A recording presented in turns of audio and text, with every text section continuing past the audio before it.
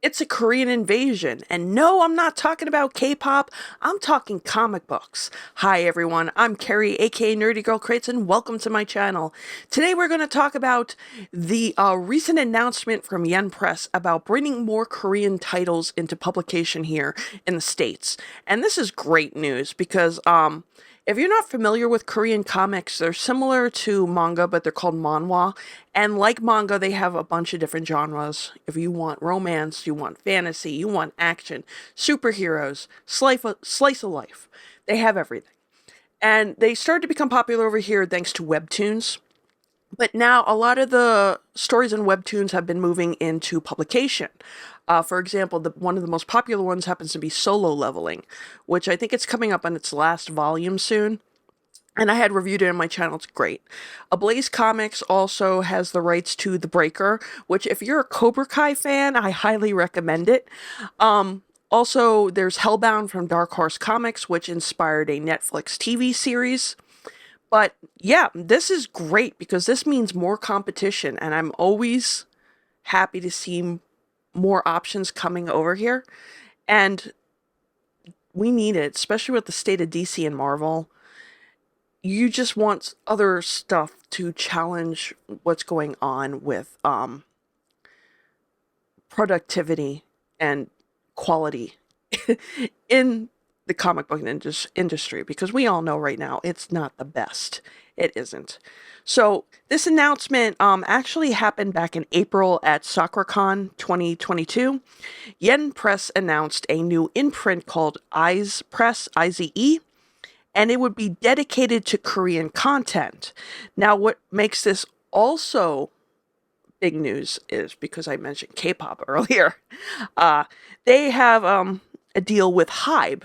If you're not familiar with Hybe, they were originally known as Big Hit Entertainment, and Big Hit is very popular. The best known for K-pop groups like TXT, Together Tomorrow, Infin, I think that's how you say it, as well as the biggest boy band in the world right now, BTS. And the three groups have their own webtoons. BTS, I actually reviewed one of them. It was called Fates Chakho. And unlike in the past with boy band comics, theirs is more about just their likeness being used, but the characters are original and they deal with different types of circumstances.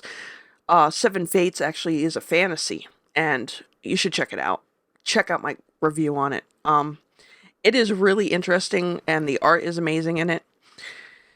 Now, besides just Seven Fates, the other ones they have the rights to are Dark Moon, which is the Ifin, I will get that name right, who is one of their newer groups. It's about vampires. There's also the Together Tomorrow TXT one called the Star Seekers. Besides the deal they made with Big Hit Hybe, they also have some other titles coming from other areas of the Korean market, such as Tomb Raider King. Now, Tomb Raider King is set in the year 2025. Mysterious tombs are popping up everywhere. They house ancient relics that give people superpowers. Whoever gets them could end up ruling, and other people end up becoming slaves to them. But there's this one character, Jo-Hoon, who's a raider, and he was betrayed by his employers, and he ends up finding a way to get transported 15 years in the past. And armed with years of raiding experience, he now has the advantage in everyone. And this one's really interesting, and I'm thinking about picking it up myself. It might be in webtoons. I might try it there first. The next one is The World After the Fall. And now this is a new series. It's about a tower that one day appears in the sky, standing out as a beacon of chaos and apocalypse. Heroic and powerful lot known as walkers clear the tower floors in order to save humanity. Until the day the Stone of Regression was discovered. Walkers can now return to the past, and slowly everyone left. The brave few who remain form Carpe Diem, a group of people who refuse to abandon the world and represent humanity's last hope. But once the last walker reaches floor 100, he no longer knows what to believe. Sounds very interesting, and let me tell you, if you can see the picture here, the art looks really amazing as well. The next one is called The Boxer. Now, this has to do with a character named Yo. He lives his life without joy or purpose. All aspects of this young man are mysterious to those around him, save for his superhuman athletic abilities. Yo has rhythm, grace, and power on the level of the top pound-for-pound fighters, and his potential is too much for Coach K to ignore. So he takes the young prodigy under his wing. The two shock the world of boxing fight by fight as Coach K attempts to make Yo the greatest of all time. But what exactly compels Yo to enter the ring? Now the next one looks more like a slice of life type tale. It's called My Gentle Raised Beast. The orphan Blondina lives a tough life on the street, left only with a memento from her late mom. One proves that she is the child of the Emperor of Addis. From the streets, Blondina moves into the royal palace, where she lives a lonely existence until she befriends a brash and surly cat named Amun. Not only can Amun talk, but he also turns into a cute boy. So it sounds like a romantic fantasy. Sorry, not slice of life. The next one is The Remarried Empress. Navar Ella Trova was the lifelong companion of Savoso. You're really testing me with these pronunciations today. The Emperor of the Eastern Europe Empire, with whom she spent her youth discussing the empire they would build together. She was intelligent, compassionate, and courageous. She was the perfect empress of the Eastern Empire until the day he fell for another woman, demanding a divorce. However, it was Nava who shocked him, his beloved mistress, and a speechless court, as she coldly declared, I accept this divorce and request an approval of my remarriage. Okay. And then the last one is Villains Are Destined to Die. An easy mode of Daughter of the Duke love project. You play as Yvonne, the Duke's long-lost daughter, who quickly gains the affection of the various male characters to win the game. Very easy. In hard mode, you play a villainess, Penelope Eckhart, the Duke's fake daughter, who starts her adventures with negative affection points. Very hard and filled with gruesome deaths. Misunderstood and pining for love, one girl finds that she has more in common with Penelope and tries again and again to get her a good ending. She is granted one more try when she falls asleep and wakes up as Penelope, herself in the hostile world of the game.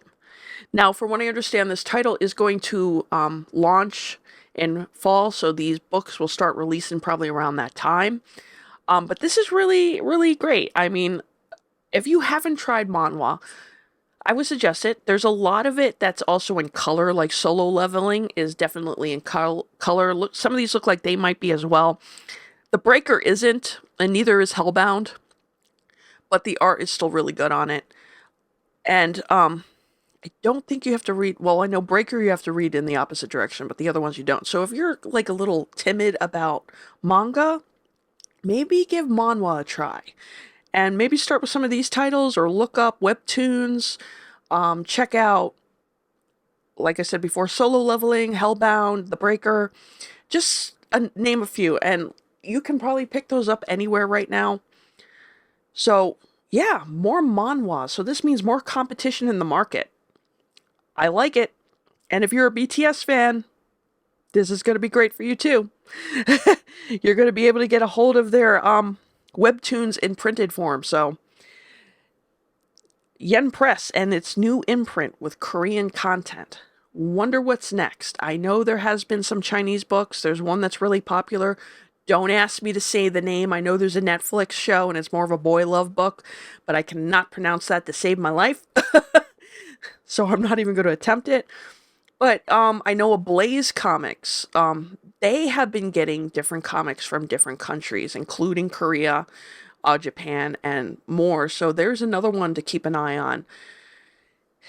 Bringing in more into the market is a great thing. I mean, this might be the thing that could shake DC and Marvel to wake up and realize that, you know, they're not needed. And yes, they might have legacy characters, but heck, Batman's now on webtoons too. Also Common America, which I'm a big fan of. Shout out to the team there over at Kionic Comics. So yes, more competition, more quality product for us. I can't wait for these to release. I will definitely be picking some of these up. Some of these look really interesting. I have already read the BTS one. So tell me what you think. Are you excited about this? Have you read Korean manhwa? Let me know down in the comment section down below. Don't forget to like, share, subscribe, and I'll see you on the next video. Bye.